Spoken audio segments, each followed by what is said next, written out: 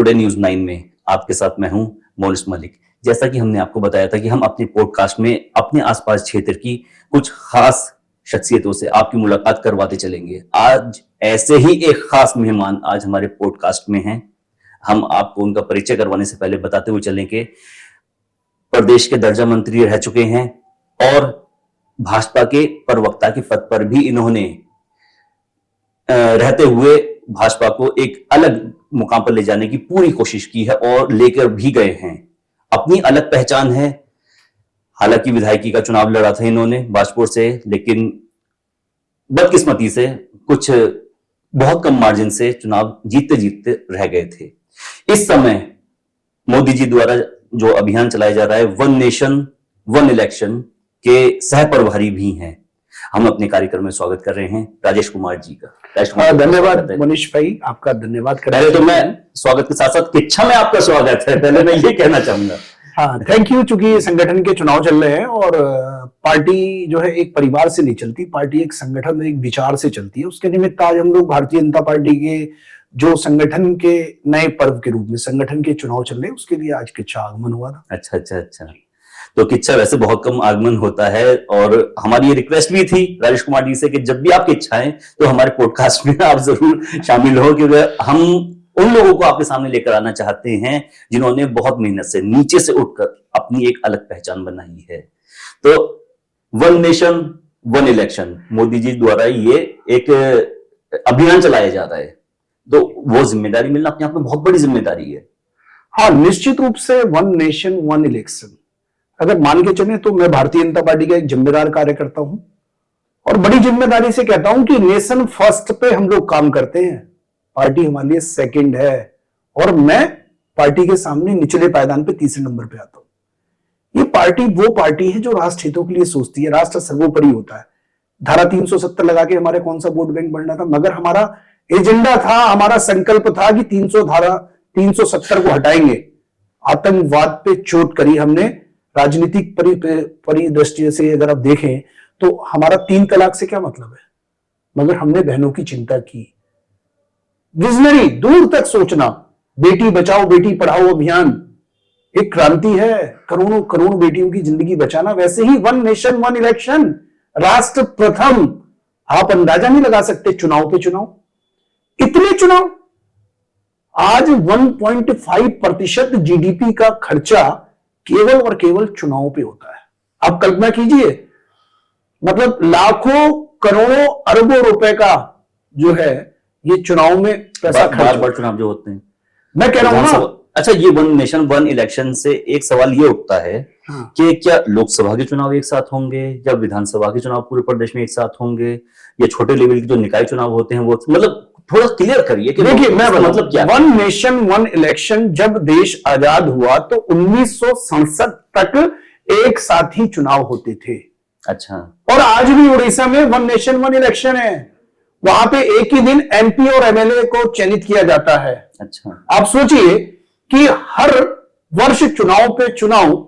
मेरे प्रधानमंत्री नरेंद्र मोदी जी भाजपा से पहले देश के प्रधानमंत्री हैं, मगर वो एक दल से ताल्लुक रखते हैं और अन्य अन्य प्रदेशों में चुनाव होते हैं। कभी निकाय के चुनाव आ गए, कभी त्रिस्तरीय पंचायत चुनाव आ गए, कभी सहकारिता के चुनाव आ गए, ऐसे भिन्न भिन्न चुनाव। मैं आपको बड़ा क्लियर करना चाहता हूं, one nation one election one voter list, यानी कितना बड़ा व्यय बचेगा। आज आप जाते हैं, कहीं जाते हैं तो पता लगता है आंगनबाड़ी, आशा वर्कर, अध्यापक या कोई बड़ा अधिकारी। पहले तो आंगनबाड़ी ये लोग जा रहे हैं वोटर लिस्ट का सत्यापन करने। आप सोचिए, हर चुनाव में वोटर लिस्ट बदलती है, नगर पालिका की अलग, विधानसभा की अलग, एमपी की अलग।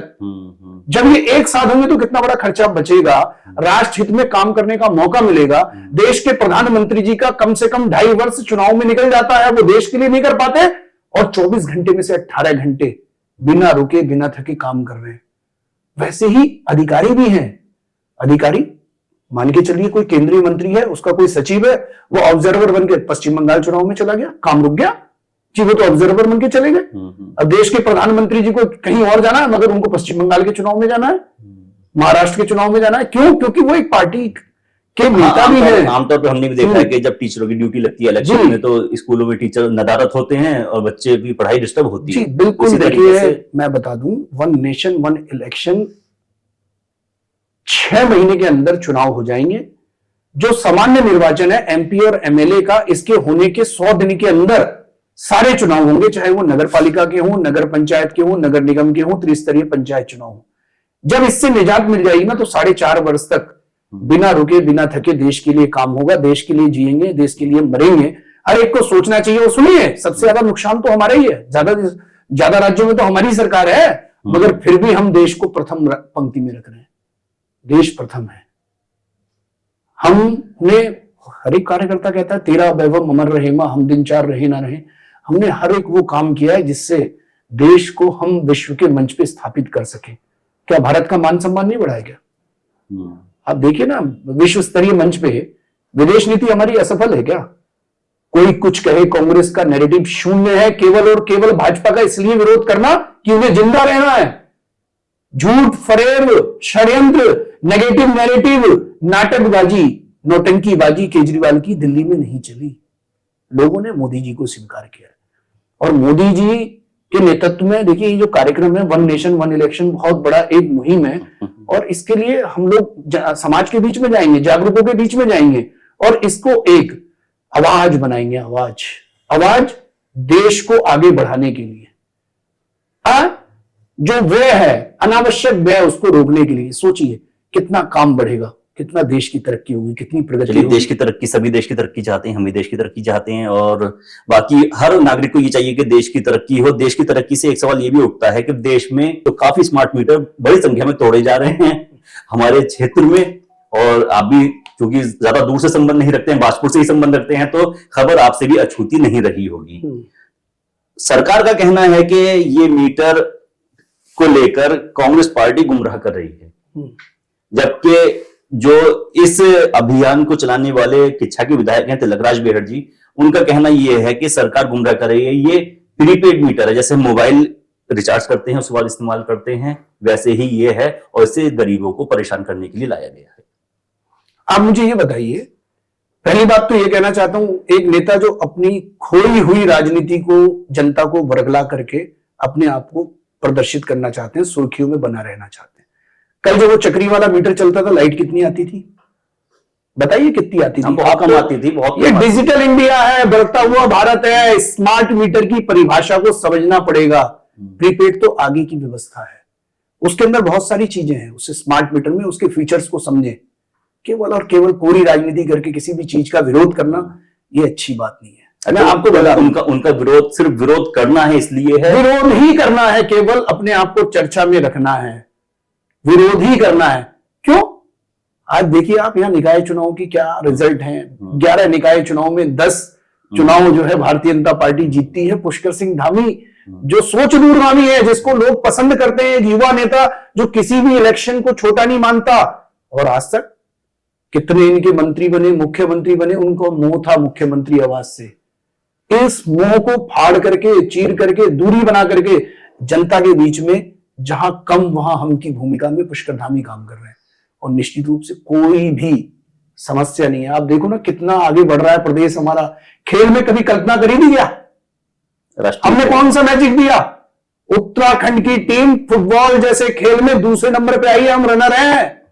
और जो कभी हम बहुत पीछे रहते थे स्पोर्ट्स में, हमारा पायदान ही 20-21 होता था, वहां पे 5वें-6ठे स्थान पे। नहीं, ये बात तो खैर मानने वाली है कि उत्तराखंड जैसे पर्वतीय राज्य में राष्ट्रीय खेल कराना एक बहुत टेढ़ी खीर समझा जाता था कि स्टेडियम की कमी है, कहाँ इतने ज्यादा मैच कराए जाएंगे, खेल होंगे, अलग अलग प्रतिस्पर्धाएं हैं, कहाँ किस तरीके से ऑर्गेनाइज किया जाएगा। लेकिन गवर्नमेंट के जरिए ये साकार कर दिखाया गया, तो इसके लिए तो खैर प्लस पॉइंट मिलता ही है आपकी सरकार को। देखिए हम लोग दोबारा से हम वहीं आ जाते हैं। हाँ। ठीक है, दोबारा से स्मार्ट मीटर के मुद्दे पे आते हैं। स्मार्ट मीटर के मुद्दे पे हरीश रावत जी का समर्थन मिल गया, प्रीतम जी का समर्थन मिल गया, यशपाल आर्य जी का समर्थन मिल गया, भुवन कापड़े जी का समर्थन मिल गया और आपके आदेश चौहान जी का समर्थन मिल गया। नेताओं का समर्थन मिलेगा, जनता का नहीं मिलेगा। जनता इनके साथ नहीं, जनता भारतीय जनता पार्टी के साथ है, जनता पुष्कर सिंह धामी के साथ है।